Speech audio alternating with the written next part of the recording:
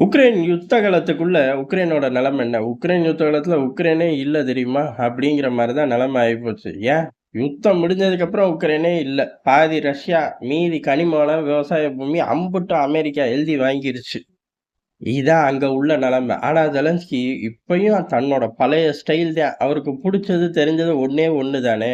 ரஷ்யாவுக்குள்ள தேவையில்லாத இடத்த, அதாவது அந்த இடத்த அடிக்கிறது மூலியமா பெரிய அளவு உக்ரைனுக்கு யுத்த காலத்துக்குள்ள எந்த மாற்றமும் வரப்போறதே இல்ல. மைலேஜே இல்லாத வேலைய தேடி தேடி செய்ற முதல் ஆளும், கடைசி ஆளும் ஜெலன்ஸ்கி மட்டும் தான். அது யுத்தத்தோட ஆரம்பத்துல மட்டும் இல்ல.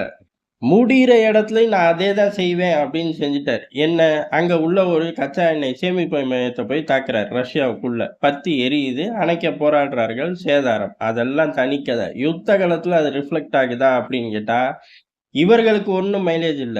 ஆனா ரஷ்யா இந்த தடவ ஒரு தாக்குதலுக்கு பதில் தாக்குதல்னு செய்யும். அத விட்டுட்டு இந்த தடவ 400 இடங்கள மார்க் பண்ணி ஒட்டு மொத்தமா உக்ரைனையே பத்தி எரிய விட்டுருச்சு அப்படிங்கிறதான். பெரிய அளவு தாக்குதல். பொதுவா இந்த மாரி தாக்குதல் நடக்கும்போது, அவர்கள் 400க்கும் மேற்பட்ட ஏவுகணை ஆளில்லா விமானத்த விட்டார்கள். நாங்க அதுல பாதி அடிச்சுட்டோம்.